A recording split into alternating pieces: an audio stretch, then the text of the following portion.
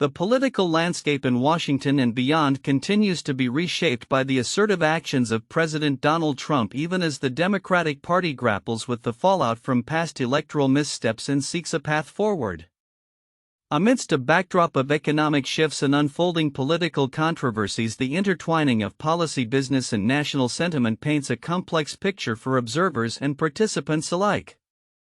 As President Trump navigates his second term, the reverberations of his policies are being felt across the domestic and international stages. A new wave of his signature tariffs is set to take effect this week, with the Yale Budget Lab estimating that the rising prices from these levies could cost the average American family an additional $2,400 in 2025. This economic pressure comes as the president faces fresh scrutiny following his decision to fire the Bureau of Labor Statistics commissioner last Friday. After monthly jobs data showed significantly weaker growth than anticipated, a report he controversially dismissed as rigged. Despite the turmoil, U.S. stock markets are showing signs of life, with futures for the S&P 500, Nasdaq, and Dow Industrials all pointing to a higher open after Friday's dramatic dip. Adding a curious twist to market dynamics, shares of American Eagle surged more than 12% this morning after President Trump praised the apparel retailer's controversial ad featuring actress Sydney Sweeney on Truth Social, calling it the hottest ad out there. Internationally, the European Union has announced a 6-month delay on its planned tariffs on U.S. goods, a move intended to allow both sides to implement their framework trade agreement. This gesture of de-escalation stands in contrast to President Trump's continued aggressive stance on trade, particularly with India. He declared this morning on Truth Social that he plans to substantially raise the tariff on Indian goods, citing the country's massive amounts of Russian oil purchases and subsequent sale on the open market for profit. This builds on an existing 25% tariff announced last week, with the president asserting they don't care how many people in Ukraine are being killed by the Russian war machine. Domestically, the Democratic Party finds itself in a period of intense introspection and strategic recalibration. Following what many are now calling the Biden election debacle, there's a growing consensus, particularly among the liberal establishment, that a reckoning is long overdue.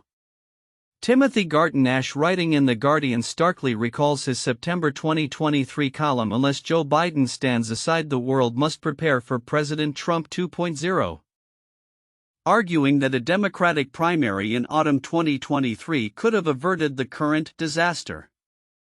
He underscores the obvious concern widely held by the public about a candidate who would be 86 by the end of a potential second term, noting that 77% of Americans already thought Biden was too old in 2023. The issue, Garton-Ash contends, was largely ignored by political insiders, the liberal commentariat, and the Democratic establishment, who formed what was informally known as Biden's Politburo of closest advisors. This critique is echoed by Originals in a much-noticed book by CNN's Jake Tapper and Axios' Alex Thompson, which suggests a deliberate cover-up of Biden's precipitate cognitive decline by his family and inner circle. The authors, however, have been criticized for largely sparing their fellow Washington insider journalists from blame. Ezra Klein of The New York Times, acknowledging his own late call for Biden to step aside in February 2024, explores the reasons for this journalistic reticence: fear of losing access, the vindictive tribalism of the Democratic establishment, deference to an imperial presidency, and a pervasive fear of Donald Trump and the perceived weakness of Kamala Harris as an alternative candidate. This professional disease of journalism, as Klein puts it, where speaking uncomfortable truths could destroy all of your relationships with the White House and the Democratic Party, highlights a critical failure in accountability. Meanwhile, the political chess game continues across states. In South Carolina, firebrand GOP Representative Nancy Mace has launched her long-expected bid for governor, entering an already crowded primary field.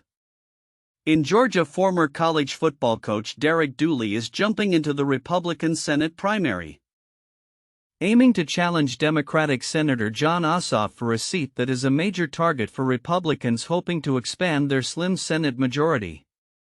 Perhaps most dramatically, Texas has become the epicenter of a fierce redistricting standoff as dozens of Democratic legislators have fled the state to deny Republicans a quorum there by blocking a vote on a new congressional map that heavily favors the GOP. Texas Governor Greg Abbott has threatened expulsion and even extradition, calling the lawmakers felons. New York Governor Kathy Hochul has thrown her support behind the Texas Democrats, declaring this is a war. "We are at war and pledging to explore options to redraw New York's own legislative lines in response." The White House, however, has remained largely silent on the Texas drama, with an administration official stating there are no plans to use federal agents to arrest the lawmakers. Beyond the political arena, President Trump's sons Eric and Donald Trump Jr. are expanding their family's fast-widening business empire into a new venture. They are helping to launch New America Acquisition I Corporation, a special-purpose acquisition company SPAC targeting American manufacturers. The SPAC aims for a $300 million public offering on the NYSE with the goal of acquiring businesses valued at $700 million or more that play a meaningful role in revitalizing domestic manufacturing, expanding innovation ecosystems, and strengthening critical supply chains. As advisors, Donald Trump Jr. was awarded an interest in 2 million founder shares and Eric Trump received 3 million holdings that could be worth millions. This venture closely aligns with President Trump's rationale for his sweeping tariffs to boost American industry and jobs, raising questions about potential conflicts of interest, especially given the family's existing substantial stakes in the cryptocurrency industry, including World Liberty Financial, a Bitcoin mining company, and even a Trump-branded memecoin. The current climate reflects a nation deeply divided, grappling with the consequences of its electoral choices and the ongoing evolution of its political and economic structures. For the Democratic establishment, the clear lesson, as Orwell puts it, is that to see what is in front of one's nose needs a constant struggle, and crucially to always say what we do see, even if, no, especially if, it's uncomfortable for our own side. This calls for an end to intimidating media into self-censorship and a fundamental change in the party's old guard, exemplified by Senate leader Chuck Schumer, who at 75 is older than several Soviet leaders at their demise. The hope for the Democrats lies in their profusion of talent in younger generations, from Pete Buttigieg and Josh Shapiro to Gretchen Whitmer, Gavin Newsom, and New York's Zoran Mamdani. While they currently lack a shared platform, thinkers are already developing new ideas. The upcoming midterm elections next year offer an opportunity to highlight the already visible negative consequences of Trump for working and middle-class Americans.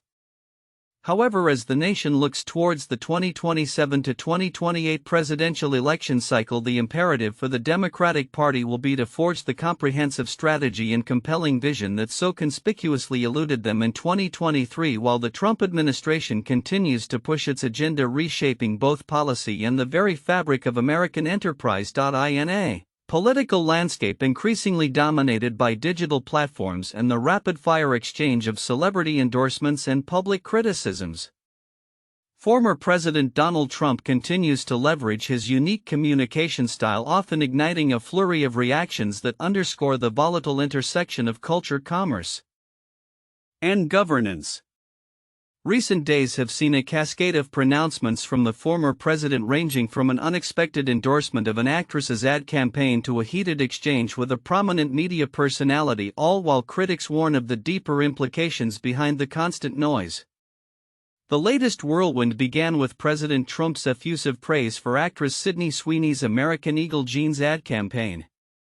What started as a seemingly innocuous commercial quickly spiraled into a broader cultural flashpoint, initially drawing criticism for what some interpreted as a dog whistle for eugenics and a glorification of whiteness due to its slogan "Sydney Sweeney has great genes," playing on words like jeans. However, the narrative took a sharp turn when Trump informed by a reporter on August 3 that Sweeney was a registered Republican in Florida, declared, "Oh, now I love her ad. Is that right? You'd be surprised at how many people are Republicans. If Sydney Sweeney is a registered Republican, I think her ad is fantastic." He subsequently amplified this sentiment on Truth Social, his social media platform, on August 4, stating Sydney Sweeney, a registered Republican, has the hottest ad out there. It's for American Eagle and the jeans are flying off the shelves. Go get 'em, Sydney. This endorsement wasn't just a nod to a celebrity, it was framed by the White House Communications Director Stephen Chung as a counter to cancel culture run amok, with Chung posting on X that such warped, moronic and dense liberal thinking is a big reason why Americans voted the way they did in 2024. This episode quickly dovetailed with Trump's broader anti-woke crusade, which extended to other high-profile targets. In the same Truth Social post, he lambasted luxury automobile company Jaguar for its stupid and seriously woke advertisement featuring men in colorful skirts, noting that the CEO Adrian Mardell had since stepped down amidst criticism and plummeting sales. Trump declared it a total disaster and questioned who wants to buy a Jaguar after looking at that disgraceful ad. He then turned his attention to global pop icon Taylor Swift, alleging she was no longer hot since he made clear that "I can't stand her hate." But this series of pronouncements culminated in his declaration, "The tide has seriously turned, being woke is for losers, being Republican is what you want to be." Meanwhile, these cultural interventions unfolded against a backdrop of escalating political rhetoric, exemplified by a sharp exchange between Trump and radio host Charlamagne tha God. After Charlamagne appeared on Lara Trump's Fox News show suggesting that traditional conservatives might take the Republican Party back from the MAGA base, particularly concerning the Jeffrey Epstein case, the former president responded with a lengthy Truth Social post labeling Charlamagne a low IQ individual and a racist sleazebag. Charlamagne on his show meticulously rebutted Trump's claims, addressing accusations of low IQ and racism while also challenging the president's assertions about ending wars, wiping out Iran's nuclear capabilities, closing the border, and creating the greatest economy. He pointed to Trump's recent action of firing the head of the agency responsible for gathering economic figures after a weak jobs report, calling it an authoritarian strategy to bully people into pushing false narratives. Charlamagne emphasized that the economy was not all good for the majority of constituents and that firing the labor statistics chief only added to unemployment. He concluded by urging Trump to keep the promises of a great economy and the promises of transparency with the Epstein files, adding, "I'm rooting for you, but I need you focused. And right now you're not focused." Beyond the celebrity feuds and media spats, a more profound critique is emerging about the constant noise generated by the current political environment and how it distracts from the true perils of Trump's misrule. According to The Nation, the daily grotesqueries, ranging from discussions of Epstein's list and accusations of treason against Obama to thuggish ICE raids and brazen corruption, serve to foul the public debate and trample the laws and the Constitution. This pervasive distraction, critics argue, obscures the administration's alleged exacerbation of critical national security threats. For instance, the annual intelligence community's threat assessment in March notably omitted catastrophic climate change and global pandemics despite their long-standing inclusion. When Maine Senator August King questioned the omission of climate change, Director of National Intelligence Tulsi Gabbard replied that the focus was on direct threats to American safety, despite the U.S. experiencing 190 separate billion-dollar disasters over the past decade, killing over 6,300 people and costing an estimated $1.4 trillion. The administration's stance on climate change, which Trump dismisses as an expensive hoax and part of wokeism, has led to significant policy rollbacks. On his first day in office, he declared a national energy emergency to boost coal and oil production. His EPA is reportedly moving to repeal the 2009 finding that climate change poses a public danger, and the administration will no longer track major sources of greenhouse gases. Agriculture Secretary Brooke Rollins reportedly stated, "We're not doing that climate change crud anymore." Furthermore, the U.S. withdrawal from the Paris Climate Accord, defunding of Biden-era alternative energy initiatives, and the gutting of agencies like the National Oceanic and Atmospheric Administration (NOAA), the National Weather Service, and attempts to dismantle FEMA are seen as actively dismantling the nation's capacity to address these threats. Critics also point to the potential ceding of future industries like solar, wind, and electric vehicles to China as a consequence of this climate denial. Similarly, the response to global pandemics is raising alarm. Despite COVID-19 claiming over 1 million American lives with an estimated 40% potentially averted with a better response, pandemics have never been explicitly part of the national threat assessment. Trump's risible public interjections during the COVID-19 crisis, such as predicting its magical disappearance or suggesting household disinfectant injections, are cited as contributing to the crisis. Now, as the U.S. faces outbreaks like H5N1 bird flu and the worst measles spread in a century, the administration is reportedly weakening public health institutions. Actions include announcing the U.S. withdrawal from the World Health Organization, eliminating the Directorate of Global Health Security from the National Security Council, deep cuts in global health programs, and proposals to strip millions of Americans of health insurance. The Secretary of Health and Human Services, Robert F. Kennedy Jr., is reported to have fired thousands of HHS employees, decimated the FDA, and dismissed experts on the CDC's Federal Vaccination Committee. The White House Office of Pandemic Prevention and Response Policy is currently leaderless. Angela Rasmussen, an American virologist, starkly concludes, "We essentially have no pandemic preparedness." This multifaceted political and cultural battle extends to the very mechanics of governance, as evidenced by Trump's late-night Truth Social tirade against Senate Democrats, whom he branded crazed lunatics.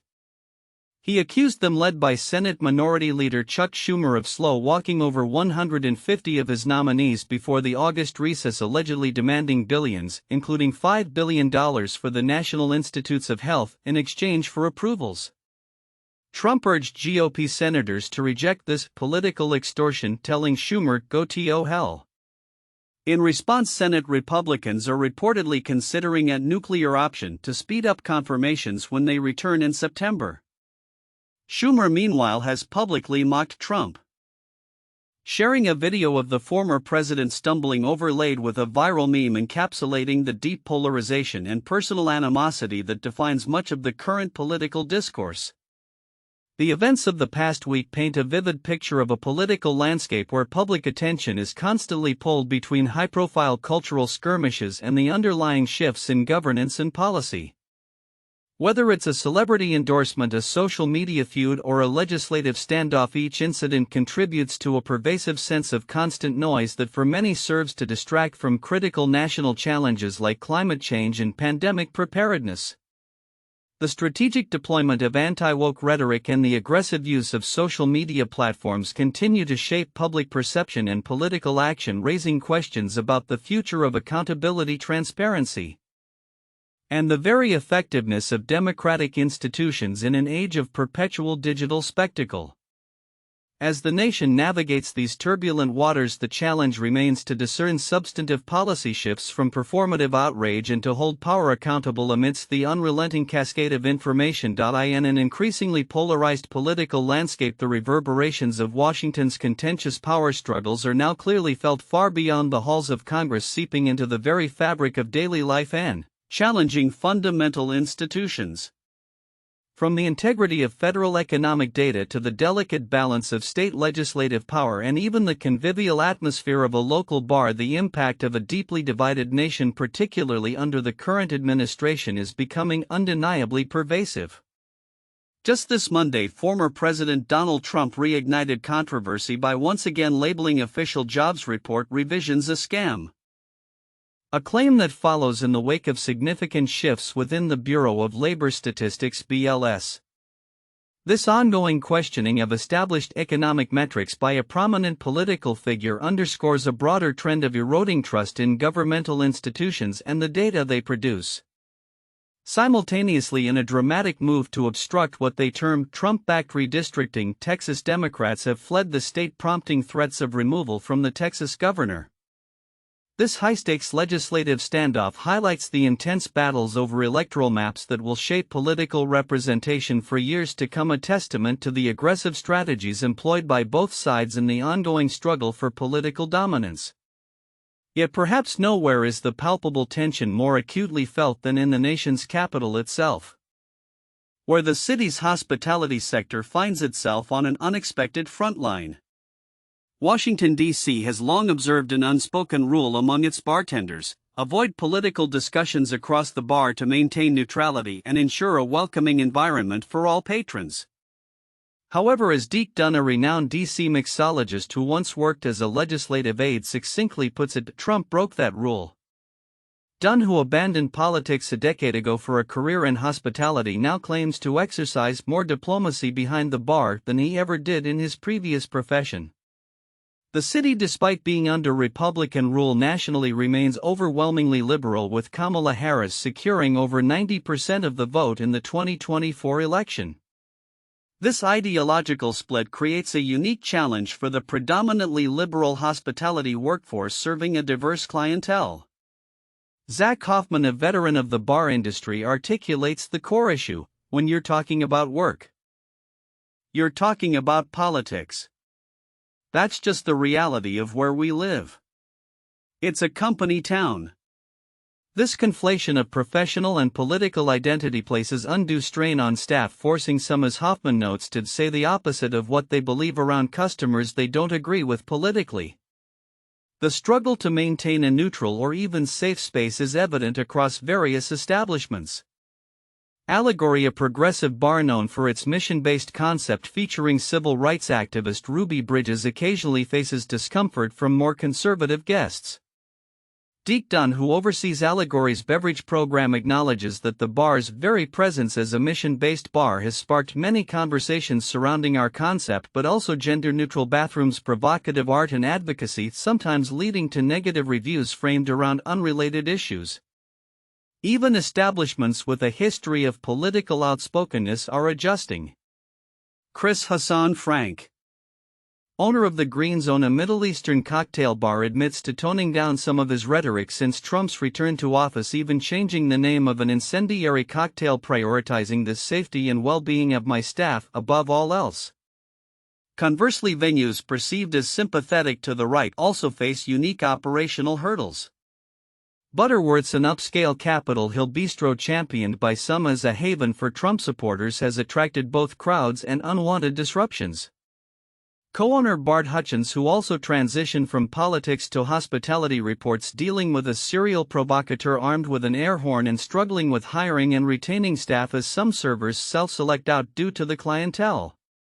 Despite its reputation, Butterworth's is not immune to internal conflict. Hutchins has personally intervened in at least 3 political arguments since opening, often stemming from patrons watching way too much cable news who's really determined to have their Sean Hannity or Rachel Maddow moment. Yet the establishment maintains a firm policy. Our number one rule that's written on a door in the back is, everybody's a VIP. We're not interested in using politics as a measuring device for whether or not someone deserves great service. Even long-standing institutions like Tune Inn, a well-loved dive bar near the Capitol that opened in 1947, actively discourage political conversations. Stephanie Holbert, the general manager with over 17 years of experience there, notes that newbies who immediately start talking politics get shut down very quickly, with staff intervening several times a week and TVs deliberately set to sports channels to maintain peace. This pervasive politicization, fueled by a deeply entrenched partisan divide and amplified by the confrontational style of figures like Donald Trump, impacts not just the grand narratives of governance but the micro-interactions of daily life. It chips away at public trust in foundational data, distorts democratic processes like redistricting, and forces individuals and businesses to navigate an increasingly fraught social terrain. While some like Deke Dunn express cautious optimism that these uncomfortable encounters can foster constructive dialogue and even find common ground, such as the shared understanding of Ruby Bridges' tragic experience during a recent exchange with Republican patrons at Allegory, the overall trend points to a society grappling with the profound consequences of its own divisions. The ability to bridge these divides, or at least to coexist peacefully within them, remains one of the most pressing and uncertain challenges facing the nation in the years to come. The American economy finds itself at a precarious juncture, with a confluence of recent economic data painting an increasingly challenging picture for the nation and its global partners. As President Donald Trump doubles down on his protectionist trade policies, imposing widespread tariffs ranging from 10 to 50% on virtually all foreign imports, experts and market watchers are raising alarms about the potential for stagflation and a looming recession. The Wall Street Journal's recent opinion piece, succinctly titled "Trump's Tariffs Spell Trouble for the Economy," encapsulates the growing apprehension, as sentiment echoed by Vox.com and Newsweek, both reporting that the Trump economy is not doing so well after all. An avalanche of economic data released last week has revealed a significant and unexpected weakening of America's labor market. A Bureau of Labor Statistics (BLS) report on Friday indicated that U.S. employers added a mere 73,000 jobs in July, falling significantly short of the 104,000 economists had anticipated. More critically, the report included alarming revisions for May and June, with initial estimates of 144,000 and 147,000 jobs respectively being slashed to a paltry 19,000 and 14,000. This dramatic downgrade suggests a fundamental shift in the labor market outlook. President Trump, in a move that drew immediate criticism, responded to these unwelcome figures by declaring them fraudulent and subsequently firing the head of the BLS. The updated data strongly suggests a detrimental impact of Trump's tariffs and tariff threats on hiring, particularly in America's manufacturing and trade and transport industries, which have seen an abrupt decline in employment since the unveiling of sweeping universal tariffs on April 1. This contraction, seemingly counterintuitive to the stated goal of boosting factory jobs, is explained by the significant increase in U.S. producers' costs due to more expensive foreign-made materials like metal, lumber, and semiconductors, making American manufacturers less cost-competitive globally. Consequently, employment growth has become almost entirely reliant on the healthcare sector, which has accounted for nearly all new jobs in the past 3 months. The latest figures on U.S. economic growth tell a similarly disquieting story. While America's gross domestic product (GDP) officially grew at a 3% annual rate in the second quarter, following a 0.5% decrease in the first, these individual figures are somewhat misleading. As Vox senior correspondent Eric Levitz points out, Trump's trade policies have exacerbated known flaws in GDP calculation, likely leading to an underestimation in Q1 and overestimation in Q2 due to massive tariff-induced swings in U.S. imports. When viewed over the first half of the year combined, America's GDP expanded at a much slower 1.2% annualized clip, a significant deceleration from 2.8% in 2024 and well below the 2.1% forecasters had expected for 2025 when Trump was elected. Much like employment gains, this GDP growth is highly imbalanced, with an explosion in AI infrastructure spending playing an outsized role. Christopher Mims of The Wall Street Journal highlighted that over the past 6 months the artificial intelligence build-out has contributed more to American economic growth than all of consumer spending combined, posing a significant risk should tech companies pull back on data center construction. Beyond tariffs, Trump's immigration policies, which have led to a shedding of 1.7 million immigrant workers since March, are also a major factor, with the Federal Reserve of Dallas estimating they will lower annual GDP growth by about 0.8 percentage points. The Yale Budget Lab further estimated last week that Trump's tariffs alone would lower real GDP growth annually by 0.5 percentage points, with the most recent batch of duties expected to depress growth even further. Compounding these issues, inflation in the U.S. is surprisingly accelerating, even as economic growth slackens. While typically lower consumer spending and business investment lead to reduced demand and cooling prices, consumer prices in June were 2.6% higher than a year prior, according to Commerce Department data. Core inflation, which excludes volatile food and energy prices, climbed to 2.8% over the same period, both rates higher than in May. The underlying data strongly implicates Trump's tariffs as the primary driver of this resurgence in inflation. While non-housing services prices grew at an encouraging 1.85% annualized rate, a sharp rise in goods prices, particularly trade-sensitive items like home furnishings and electronics, counteracted this disinflation, with core goods prices climbing at a 3.7% annualized clip in the second quarter. In essence, The data suggests that the U.S. might have returned to the Fed's 2% target inflation rate this year had Trump not artificially inflated the cost of imported goods. While the U.S. economy still exhibits some resilience, the unemployment rate remains relatively low at 4.2% and inflation-adjusted consumer spending saw a slight uptick in June. The overall outlook has undeniably darkened. Betting markets currently give the U.S. economy an 85% chance of avoiding a recession by year's end, buoyed by significant consumer spending power, the ongoing AI arms race, and the short-term demand boost from Trump's recent tax cuts. However, the confluence of rising inflation and slowing growth has already nudged the U.S. towards stagflation, a dangerous economic phenomenon. The full impact of Trump's most recent tariffs has yet to materialize, and if sectors continue to shed payroll in response to rising import costs, a recessionary spiral of declining consumer spending and further layoffs could ensue. This situation presents a profound dilemma for the Federal Reserve, which typically raises interest rates to combat high prices and cuts them to stimulate job growth. If both conditions prevail simultaneously, the central bank will find itself with no easy options. Beyond domestic shores, Trump's tariffs are plunging the global economy into uncharted waters. For decades, the U.S. served as a reliable export market, but that equation is rapidly changing. The International Monetary Fund (IMF) estimates global economic growth will slow to 3% this year from 3.3% last year, with Trump's tariffs contributing to this deceleration. Raphael Naum of NPR highlights the intense uncertainty sparked by these tariffs, with economists largely agreeing that the costs will be split between overseas exporters, U.S. importers, and American consumers.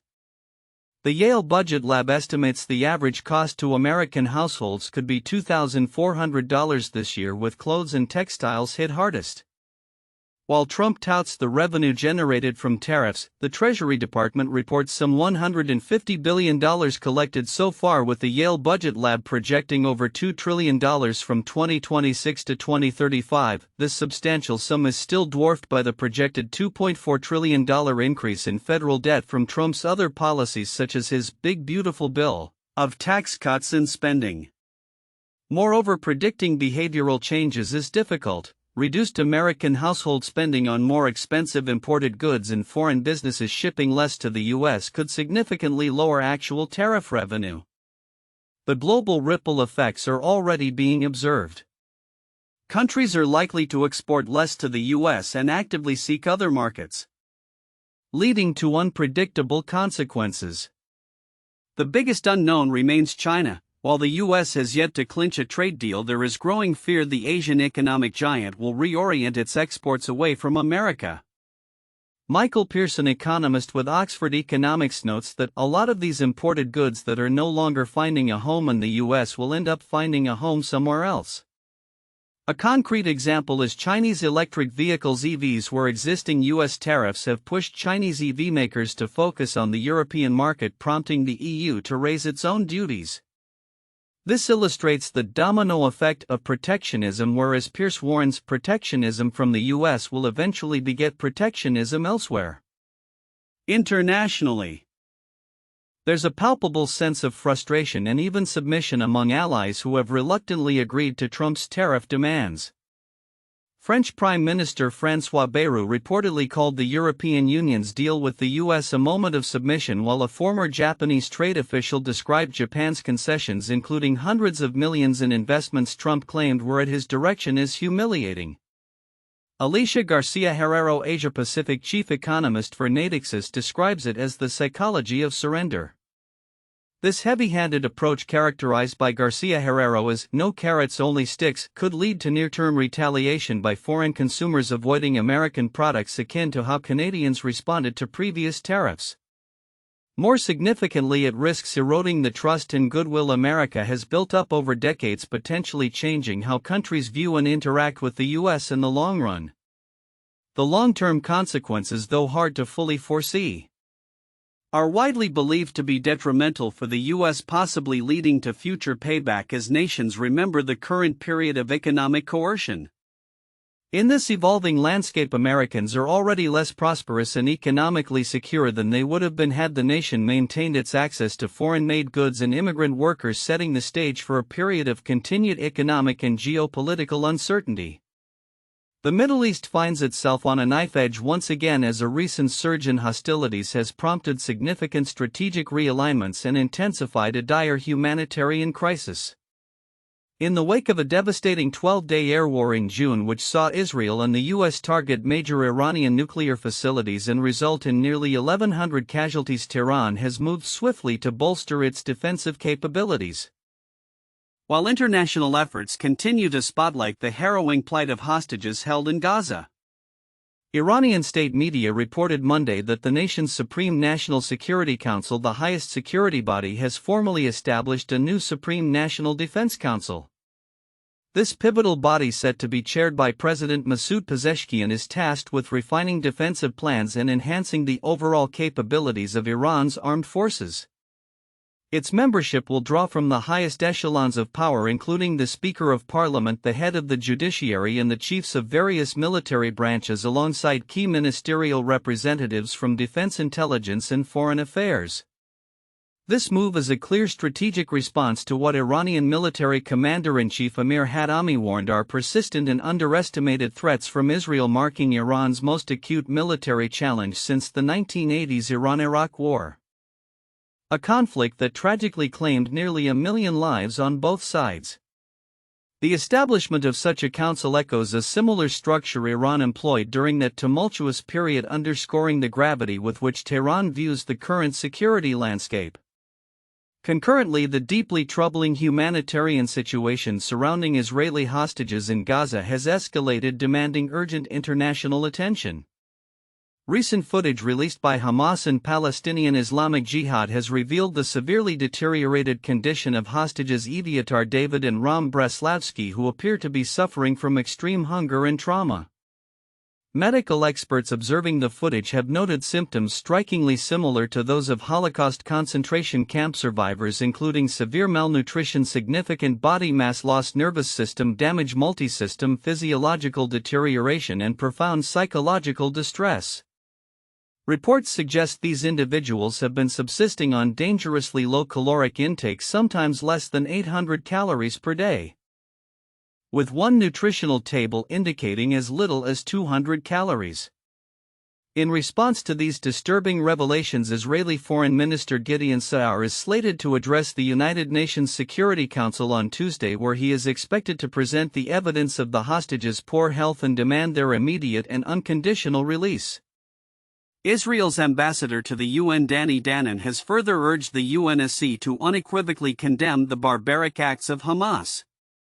Amidst these diplomatic efforts, Hamas has publicly claimed a willingness to cooperate with the International Committee of the Red Cross (ICRC) to deliver food and medicine to the hostages, contingent on Israel opening permanent humanitarian corridors. However, the Hostages and Missing Families Forum has met this claim with deep skepticism, asserting that Hamas's statement cannot obscure the grim reality of an evil terrorist organization that has been holding innocent people in impossible conditions for over 660 days. This sentiment is echoed by activists, including friends of Ram Breslavsky, who have taken direct action by blocking aid from entering the Gaza Strip, protesting the transfer of food while their compatriots languish in captivity. As one activist who served with Breslavsky at the Nova Music Festival powerfully articulated, "Ram should have been back with me in the car after the party. He's starving in captivity while food aid is being transferred. Full assistance is provided to those in need. We will not let this happen. We are fighting against it." The founding of Iran's new Defense Council and the intensifying international focus on the Gaza hostages underscore the volatile and complex nature of the current Middle East crisis. Both developments are direct consequences of the recent military engagements, highlighting a region teetering on the brink. As Iran reorganizes its military command in anticipation of future threats, the world watches anxiously for any diplomatic breakthroughs that might alleviate the humanitarian catastrophe and foster a more stable future. The effectiveness of this new Iranian defense apparatus and the fate of the remaining hostages will undoubtedly be critical determinants in the unfolding narrative of regional security. As the geopolitical chessboard shifts with dizzying speed, a familiar yet often unpredictable player takes center stage, shaping critical negotiations from Ukraine's battlefields to the world's trade routes. President Donald Trump's distinctive brand of diplomacy is once again defining international relations, marked by ultimatums, direct confrontations, and a transactional approach that leaves allies and adversaries alike navigating a new, often volatile landscape. At the forefront of this high-stakes engagement is the ongoing conflict in Ukraine, where President Trump's special envoy Steve Witkoff is preparing for what has been dubbed a last-chance mission to Russia. Witkoff is expected to travel to Moscow later this week, likely Wednesday or Thursday, in a determined effort to secure an elusive ceasefire deal aimed at where people stop getting killed, as the president himself articulated. This visit comes amidst palpable frustration within the White House. With 6 months of intense diplomatic efforts under Trump's administration having failed to yield a comprehensive peace deal or even a basic ceasefire to halt Moscow's full-scale invasion, which commenced in February 2022.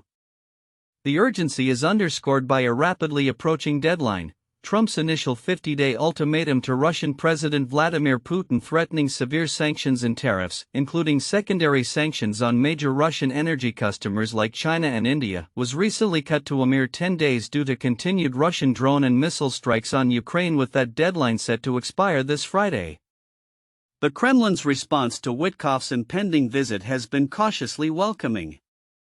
Dmitry Peskov, the Kremlin spokesperson, told reporters on Monday that Russia would not rule out the possibility of the envoy's trip, emphasizing, "We are always happy to see Mr. Witkoff in Moscow and are always happy to have contact." Peskov further described these contacts as important, meaningful, and very useful, highlighting that the dialogue continues and the United States continues its efforts to mediate in the search for a Ukrainian settlement. While affirming Russia's commitment to a political and diplomatic solution as their preferred option, Peskov, via the state-affiliated TASS news agency, indicated that a meeting between Putin and Ukrainian President Volodymyr Zelensky, a long-standing proposal from Kyiv that Moscow has previously rebuffed, would only occur once preparatory work at the expert level was completed.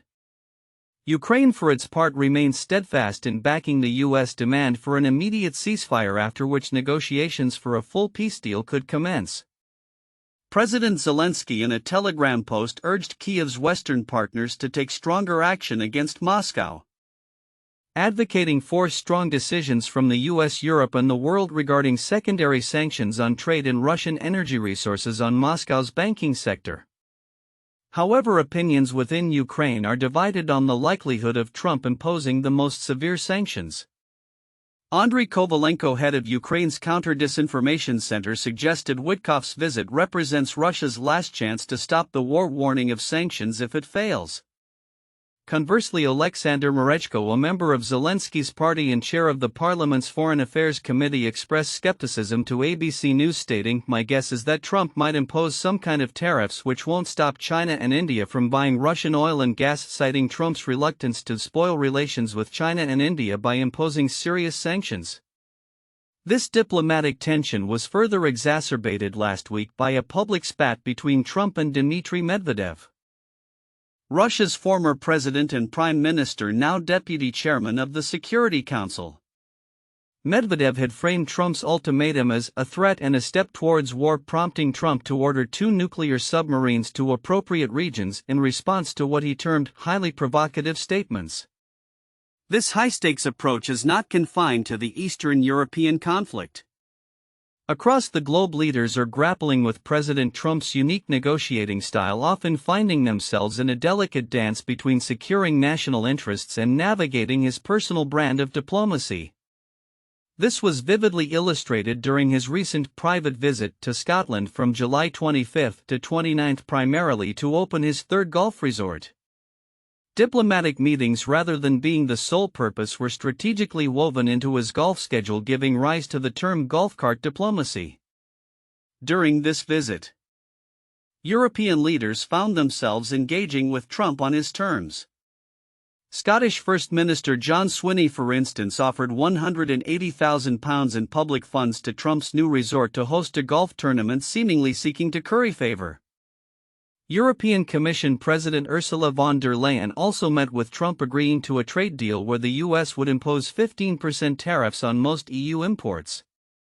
In return for avoiding a more punitive 30% tariff threat, the EU committed to spending hundreds of billions of dollars on US energy and weapons.